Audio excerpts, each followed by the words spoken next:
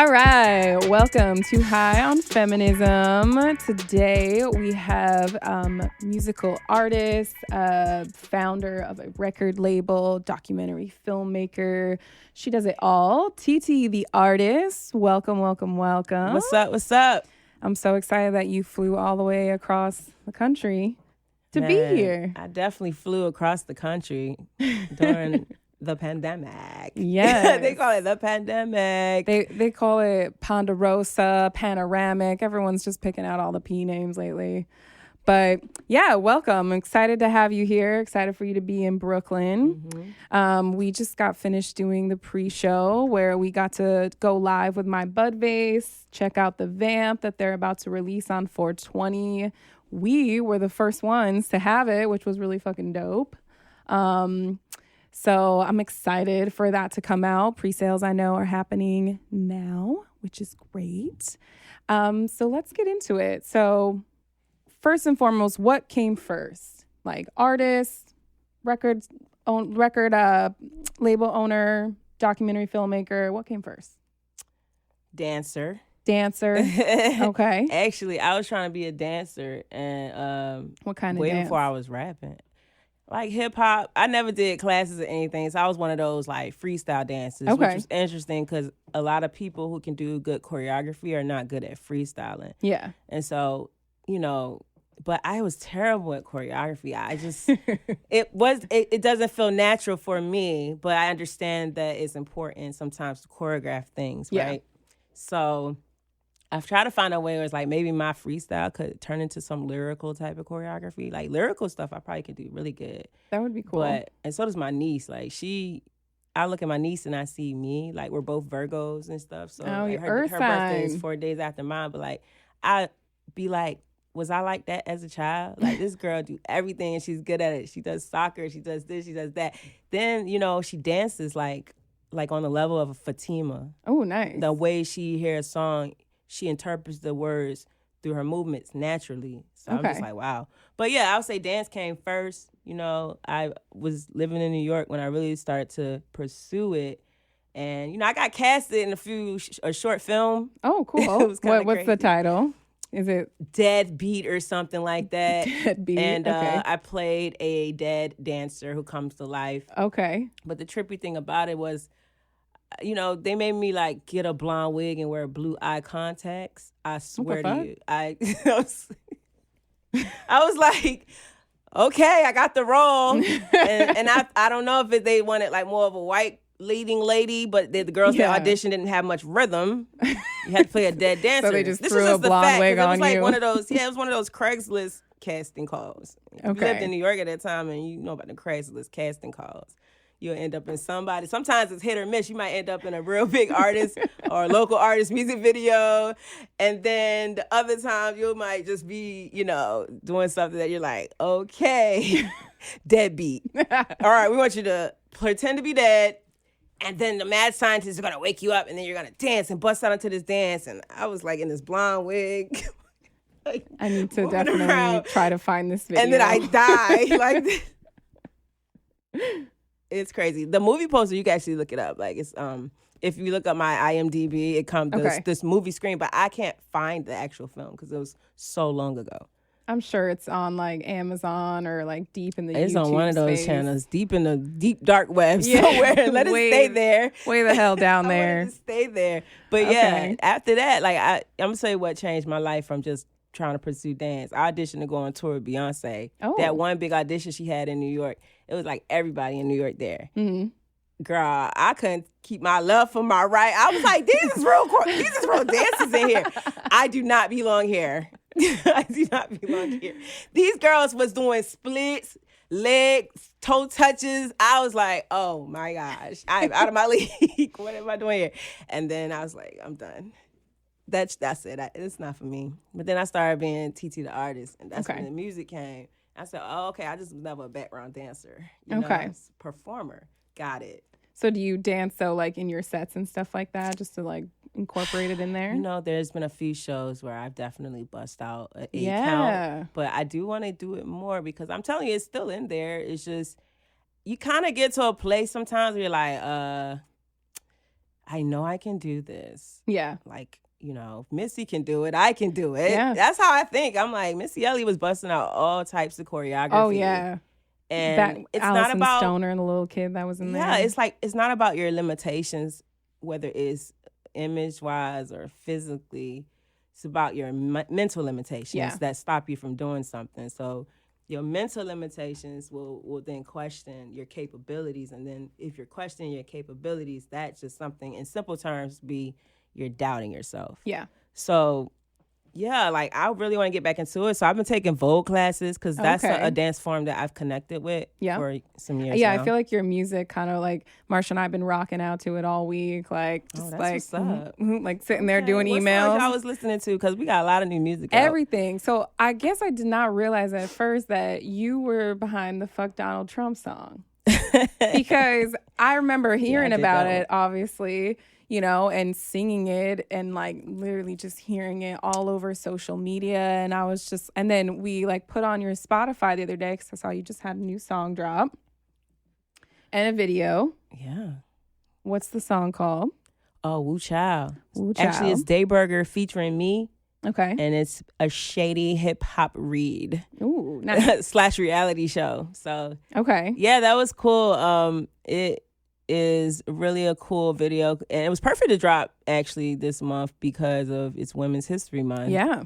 And so we kind of got some of our artist friends together, female artist friends, to do like a parody on housewives. Okay. So everybody kind of just, you know, did their own braggadocious intro, and then I directed. So one day I just came up with the idea because I heard the song and I was like, you know, the song's more urban, but I was just thinking, like, what could we make this about where it doesn't come off like offensive in terms of like girls just being catty? Yeah. Because it really wasn't like that. You know, we're just being braggadocious and playing off of like trending and pop culture. So but everybody gets fucking bum hurt these days. Yeah. So you gotta think just about it. Think about the full 360 of it. Mm-hmm. But I just was like, oh, we can do a parody. Like, that's so in right now, you know? Yeah.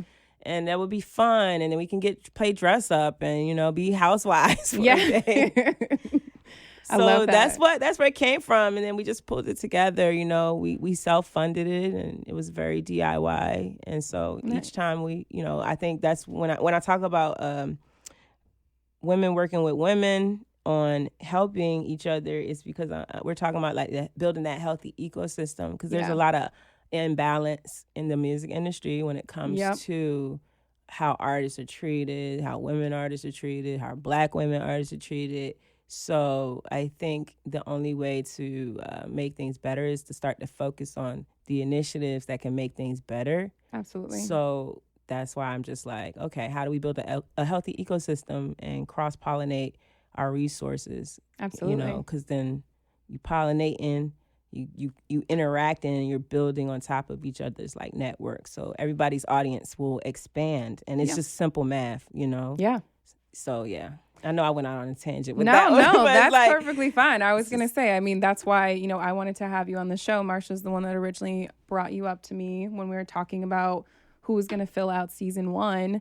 And I think our ethos align a lot too. You know, I've worked in the music industry since 2013 as a music publicist. Wow. Yeah, which is it's always interesting. I love artists, but they're always very difficult sometimes. But there is a lot of cattiness among women and among Black women, and I'm kind of sick of, like, you know, I'm not gonna sit here and say I'm perfect and I've never participated in it. I definitely did back in the day, but I think the last few years I've really shifted my priorities and thought about, okay, why are we doing this? Like, we need to stop, you know, constantly like berating people, you know, where like you see someone on the subway and you immediately are like, oh, well, that chick, like her shirt has something on it or whatever. Like, instead of thinking like that, like, what's good about her? Like, how can you uplift other women? And that's what this podcast is about, as well as we, you know. So I told them about the V's now, like, fill up your vaginas. Yes. We got the fizz, but like we could literally do I was like, so I thought you were doing like a piece, you know, like instead of like the fist. Like, I was saying, this is like a universal. Yeah, it's we could change what this means. It's peace, but it also can mean power to the V's. Yes. Power to I the mean, it's a whole pussy. campaign. I'm saying, like, that's the way my brain thinks. Like, Absolutely. I hear it, I hear the mission statements, and I'm like, all right, let's take a hand and make it. And people hate pink, but I love the color pink. I love the color pink. My office is pink. It's a cute color. Like, they had pink hats on. It's Yeah. gonna be pink, guys. It's gonna be pink for now. That represents like femininity and all that shit. But Yep. like, I like pink and red for that stuff. I don't know, because they're bright colors. So yeah. Pink is very feminine. I like it a lot. Yeah, Marsha's hair is pink. I was Your hair's watching. pink. I don't know if you watch The Marvelous Mrs. Maisel. Do you watch that show? Okay, so Never heard of it. I just got into it. It's about like the 40s and the 50s, and she basically is like a housewife, and then all of a sudden she becomes a comic, and it's obviously a big deal because women weren't really allowed to do anything but bake back in those days. That's crazy. So And she gets what time period are you talking about right now when you say back in 40s, those days? 50s. Okay. Yeah, 40s and 50s. It wasn't allowed to bake? No, that's the only thing women were expected to do, or like take Oh, care yeah. of Oh, your you said children. that's all there was allowed. Yeah, take care of your Wow. children, cook the home cooked meal. Real kinda chill. domestic. Yeah, and she's trying to make a career as being a comic, and she gets kicked off the stage for talking about pregnancy because the guy who ran the club was like, that's women's stuff. No one wants to hear about that. That's gross, all this stuff. And I'm just like, what? Like, you can't even talk about pregnancy back then. So it's like the whole Why do world. you think that was? Because it had to do with your vagina, Like, and God where did forbid. that came from? Like, it's so Women much were shit supposed that to be come from pure. this, that come from that. Like, what? I would have been like, what? Guys can Are talk you about talking their about? dicks all they want, but as soon as a woman Yeah. talks about a vagina, it's like all hell breaks loose. And the other thing I say to people is like, why are you getting uncomfortable at me asking you a question about why, or telling you, as a matter of fact, that when we're born, whether we be male or female, we're kind of already, depending on what family we're born in, already set up for a certain like social system. We're already being socialized and told these are traditions, and told this is the way you behave, and told this is what you are. So that is why by the time you get to an age of consciousness, which is usually as a teenager, but even 20s. more so in your 20s and all of that, I would say for me it was like 18, 19. I started feeling differently about y'all principles. Yeah. It doesn't align with my happiness. Yeah. So why would I follow that? Yeah. And then the more I started to follow my own way, the more happier I became, the more I started to see certain people who stay stuck in a certain mentality, like because of traditions and all those things. Like, it doesn't work if you're not feeling happy. Yeah. Like, that's just the bottom line. It doesn't work. Anything. That's what I think real spirituality is, but it doesn't work. So I just think that when you come to that age of consciousness, people could say smoking weed was bad. Yeah. This is terrible. Then I thought about something. When I was a kid, I had this one aunt. She's my favorite aunt. I would come to her house, and now I know she's smoking reefer. And I love the smell when I was a kid. But nobody ever told me. But she always came to the family functions with shades on too, and she was the happiest aunt of now all it- of them. Yeah, now it makes everybody's sense. favorite aunt. She's everybody's favorite aunt. So I'm like, why we love aunt? Why we love that? Why did I love that aunt so much? Her house was so colorful. She had like the Black Panthers and the Ooh. that plastic thing they put on carpet. Yeah. That thing. To like keep it clean. She had the beaded curtains. She had magnets all on her fridge. She had a water bed. Nobody has those anymore. And these like velvet. She probably had Versace on her bed the whole time. Like, she's always been like that type of woman, but she was the black aunt. Hard style. You feel me? Yep. Anyway, all that to say is, if it doesn't come down to your happiness, it's not gonna work. It's not even worth doing it. Absolutely. So you also, of course, founded Club Queen Records. So what kind of, I know it's all like pretty much women focused artists. Who are some of the, I'm not going to say the faves because I know you probably can't say the faves, but who are some of the peeps that are on there right now? Well, I haven't signed any artist. Okay. I think I would be the actual only signed artist. Okay. What I've done is production deals with artists Nice. where it's not an exchange of money.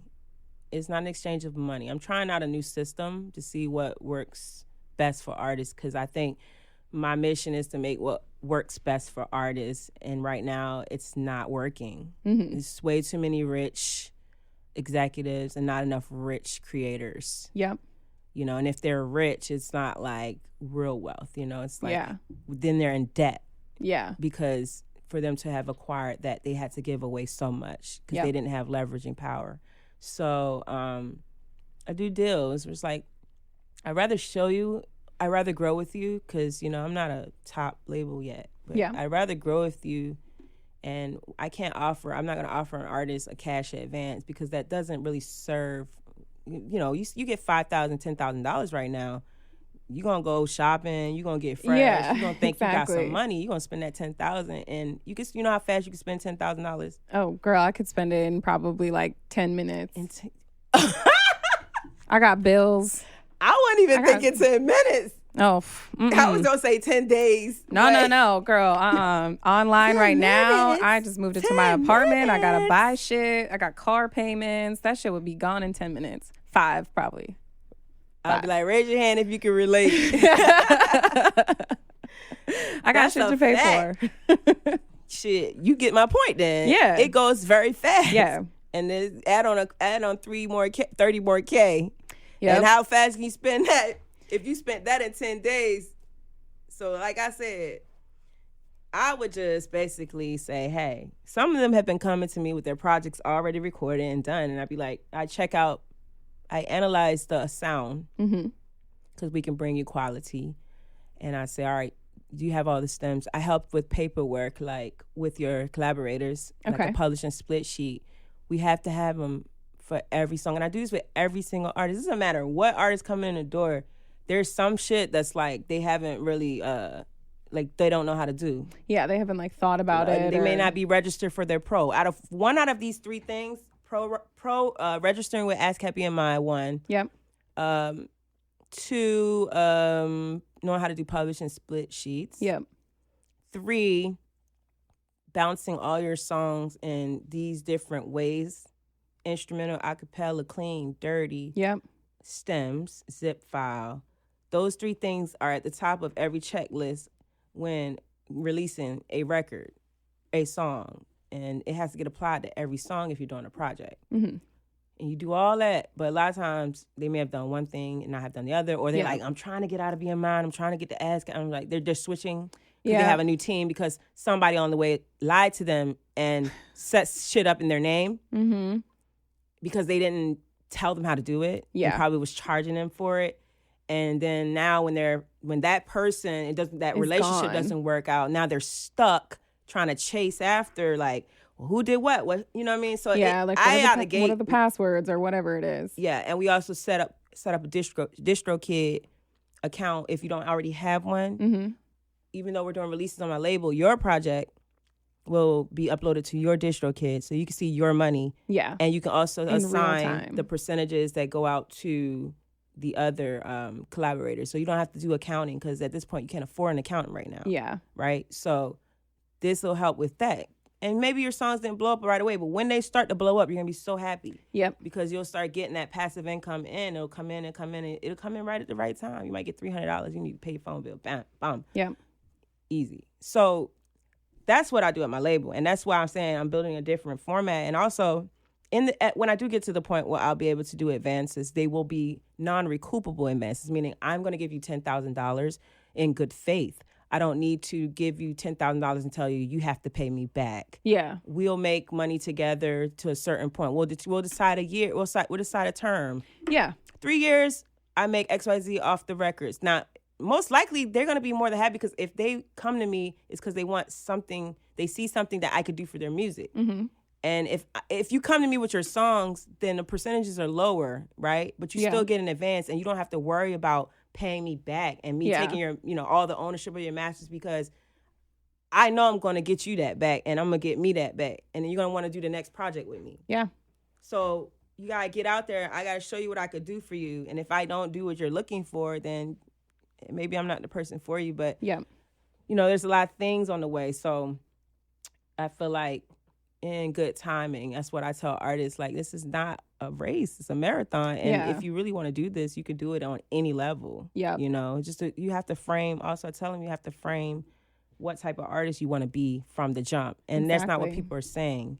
So anyway, that's what comes with, you know, my label, but also I'm going to start doing some shameless plug, but I'm going to start doing some no, this is what it's for. one-on-one music consultations on Zoom. I just have to carve out time, but you know, they will be bookings, so you know, people can book for this information, because like I said, every artist, it's not an artist I haven't met that didn't have one issue. Oh, and a contractual issue, maybe they're old management, need new management. Yeah, you know, just I will give you the advice you need, and if I can't do it, I'm gonna tell you, you need to go get a lawyer on this one. Yeah. I'll give you the prognosis. I'll give you what's happening in your life right now. Like, this is where you're at, and where do you want to be though? The most important thing is, where do you want to be? What do you want to do? If you don't care, like, to be the artist that's out there performing every day, you can still make money as a songwriter. You can still make money with syncs. Like, that is like what you can do, because we're talking about getting rich, and we're talking about getting wealth.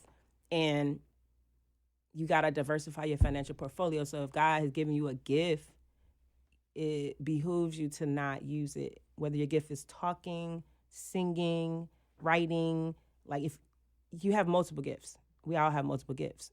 But it's when we tap into them is when things start to work. Like, I didn't know I was a script writer till I tapped into that. Yeah. And then I talked to my mother about it, and I was like,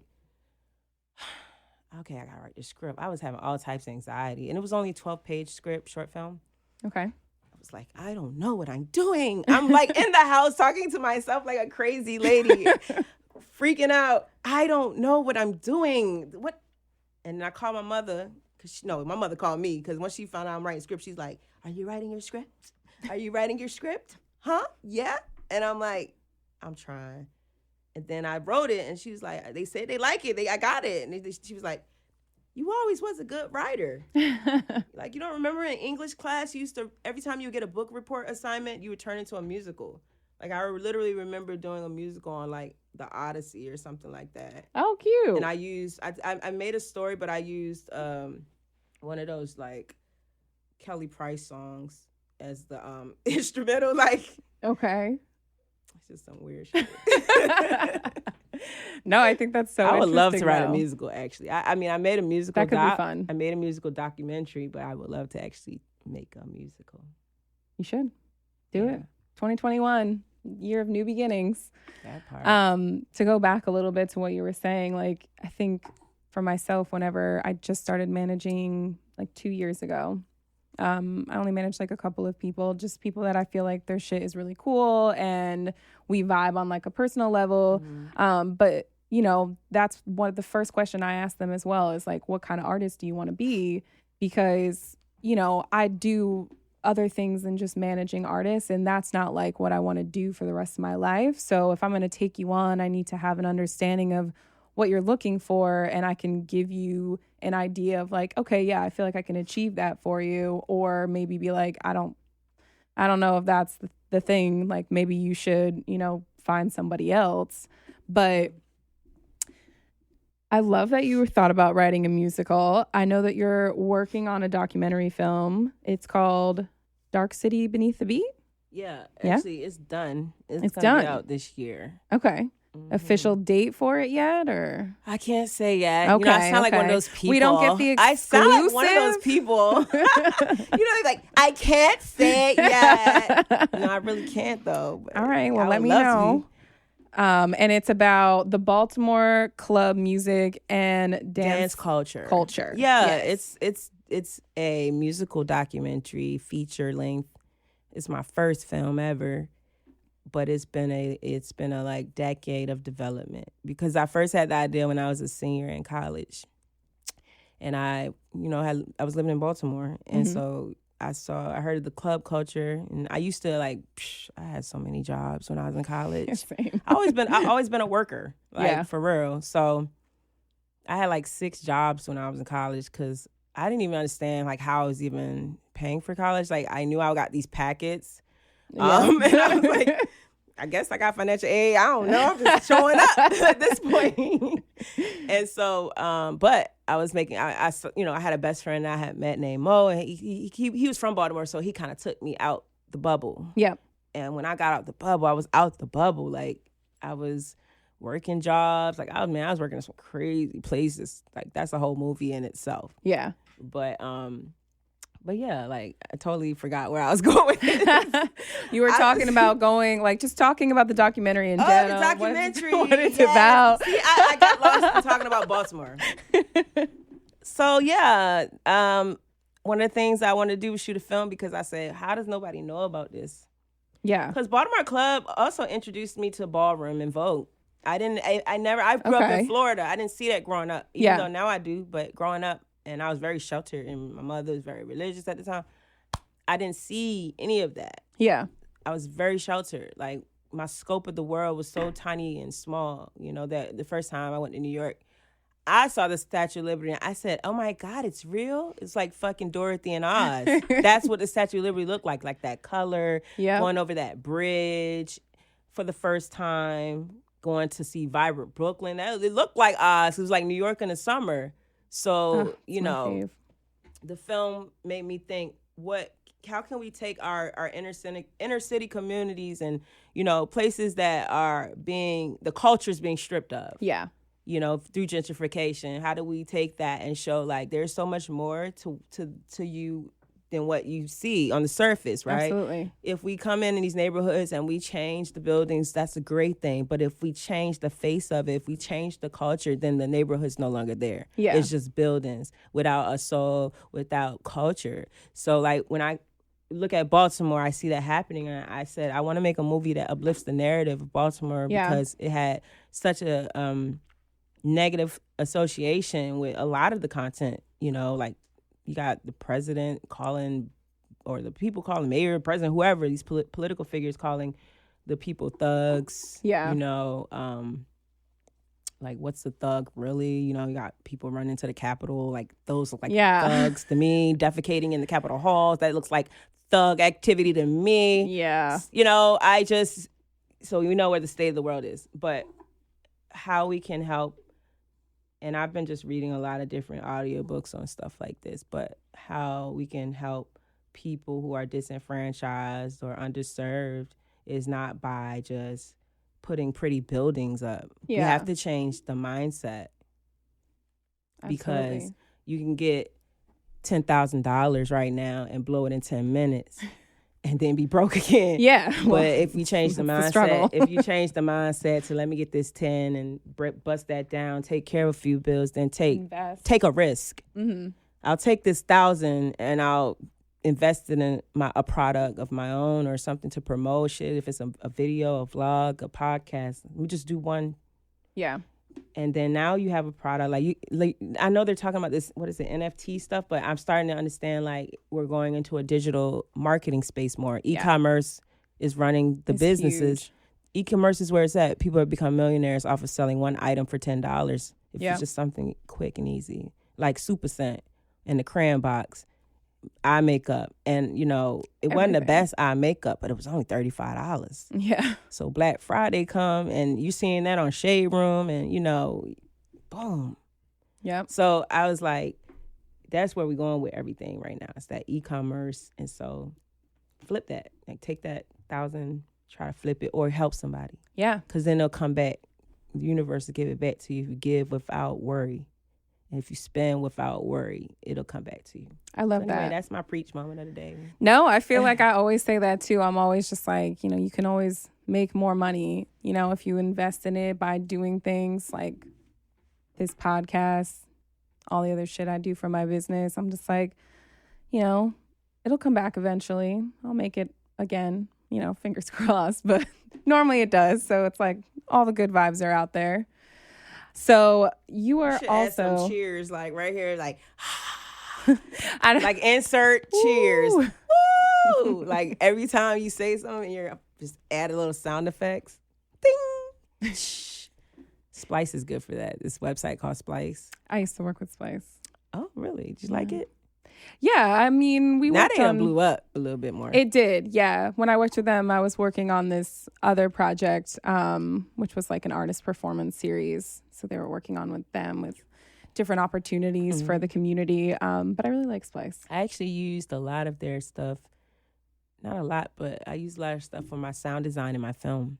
Oh, nice. I think Okay. after the film come out, they should give me a lifetime membership because Splice? I swear, like I literally like found the coolest things out of Splice and use them as in my film. I do this technique I'm developing where it's like it's sound design, but it's really like playing off a POV sound. So POV shots like is point of view. So you looking at me and the camera shows that.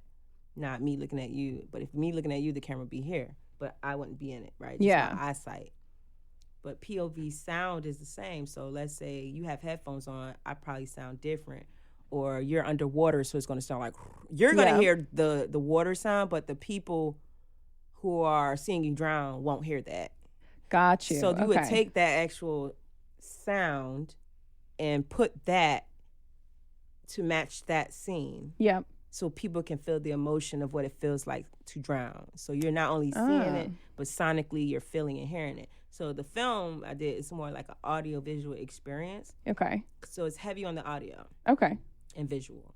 Okay. And it's a documentary. So I think that's why it'll be received a little different because it wasn't like talking heads and, just that type of talking heads, B-roll, talking heads, B-roll. Yeah.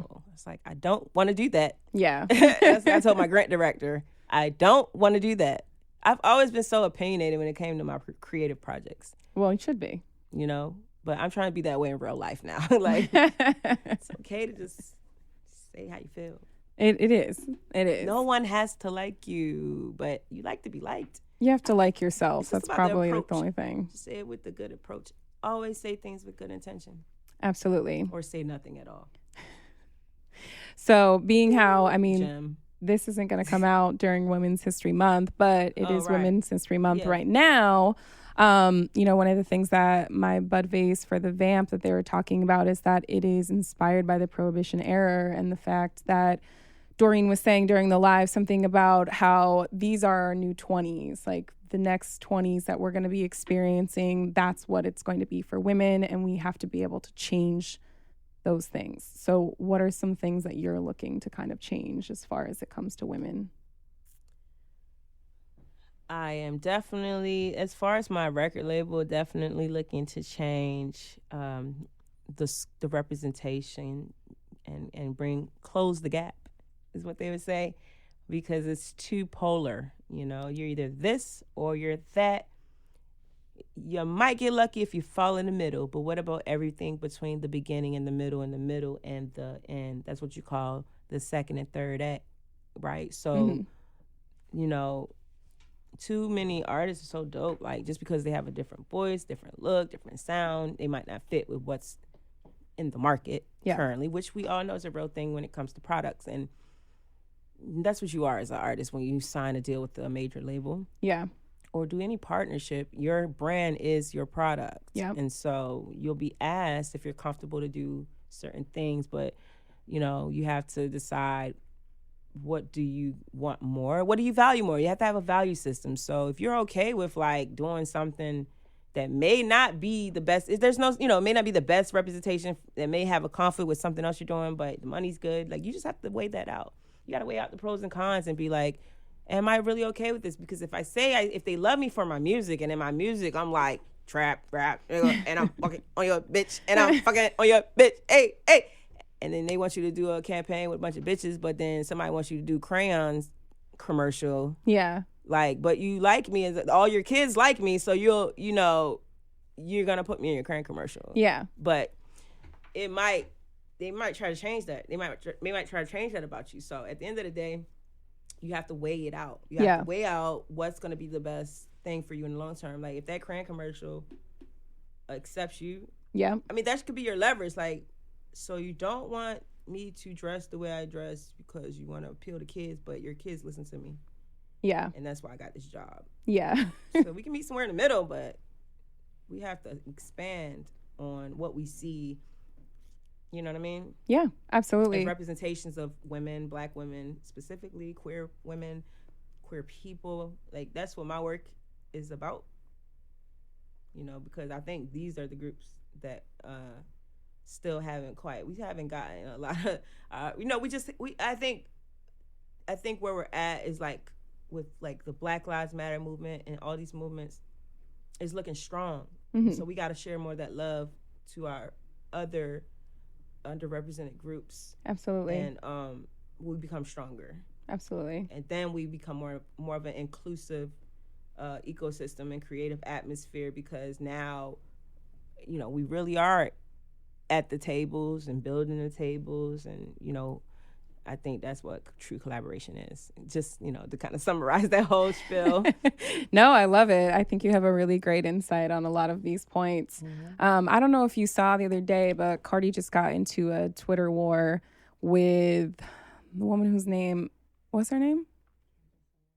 Yeah, Candace Owens. Oh, I would have got into a Twitter war with her too. Yeah, so, you know, Candace was coming for Cardi again. But she's a little wild. Yeah, and she was basically saying that, like, Cardi's the worst thing to happen to young women. And I think kind of like how you were saying, you know, like your image and in your songs, you're swearing and kind of like doing your thing or whatever, but then you're landing these things with like political children's figures, brands and stuff like that. Cardi's like, talked to all the presidential nominees. Yeah, and it's like it's not your responsibility as an artist to really like, you know, hone back on what you feel is you. It's the responsibility of the parents that if you don't want your child to see that stuff, then don't let them listen to the music. Like, you can't get mad about that. Like, Cardi's not sitting here being like, I make children's songs, you know? Like, she's not JoJo Siwa. My clap back to Candace would be, you're the worst thing to happen to Black women. So yeah, I'm like, first what and foremost, is this? You need to relax. Because at the end of the day, woman, Candace Owens, who I don't know who you are, honestly. I don't know you, and I don't know Cardi B. I have no right to judge a person. And on top of that, how dare you? Because you look like a big hypocrite talking about women this, women that, and you had to fight for this. So this lady had to fight. She changed her life. She got her opportunity, and the difference between her and a lot of people is they don't go after it. Yeah. So she's never, as far as I know, Cardi B's been the same Cardi B. Yeah. Just better clothes and better styling. And she says these things. Yeah, like, you know, she says these things in her interviews. She says these things all the time. That's why people love her, you know? So I don't think Cardi can do any wrong in my eyes right now. Even her relationship being on public blast, like, this lady is just like, herself. let her do whatever she wants. She's just being a person. She want to take him back, let him take her. Like, I hate that another whole public figure like Candace Owens is getting on to have. How do you even have time for Twitter war? You're clout chasing. You trying to tag Cardi because you want Cardi fans to come look at your shit. Like, that's a true definition. I was like, hold on, here's me. Here's Candace Owens. TT is the worst thing to happen in hip hop. What? Candace Owens just tweeted me. Candace Owens is the biggest clout chaser ever. That would be my response to her, period. Cardi's response was like, you know what? She could say whatever she wants, but what she's doing ultimately is getting people to go watch my video, run up the streams, make me more money, like all this shit. So she's like, you can talk about me all you want. And I'm like, yes, that's exactly what it should be. Because at the end of the day, like, like you said, Candace is clout chasing, but Cardi's like... when she did that speech at the awards where she was like, all my haters, you know, like, well, I mean, y'all keep listening to my songs though and making me money. So thank you too. The girls is tired. Like, I just watched a Saweetie interview, a SZA interview, and an interview with Mulatto, Dream Doll, and it was one other girl, Erica Banks. And all of them were saying the same thing. They're like, you know, we teaming up, and why the girls got to be this way? Why the girls got to be this way? Like, because I'm a pretty girl, I can't do this, I got to do this. That's crazy. Like, you know, I can't be respected for my skill because of pretty privilege. And, you know, we've kind of framed, and I've even been guilty of this for real. Yeah. We've kind of framed, like, what's good and what's bad. Like, this person can't really rap on beat because we come from the time period where you did that, you know, or them lyrics is basic, and they might be, but they've mastered the art of their mindset and saying, I don't care who thinks I'm bad. This is what I want to do. Yeah.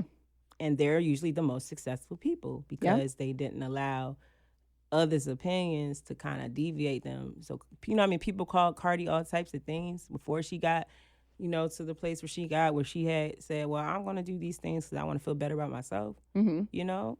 But she still kept going. So, love it. Gotta respect that. So gotta people respect it. Be definitely. Candace is. I'll say my opinion on that Candace issue.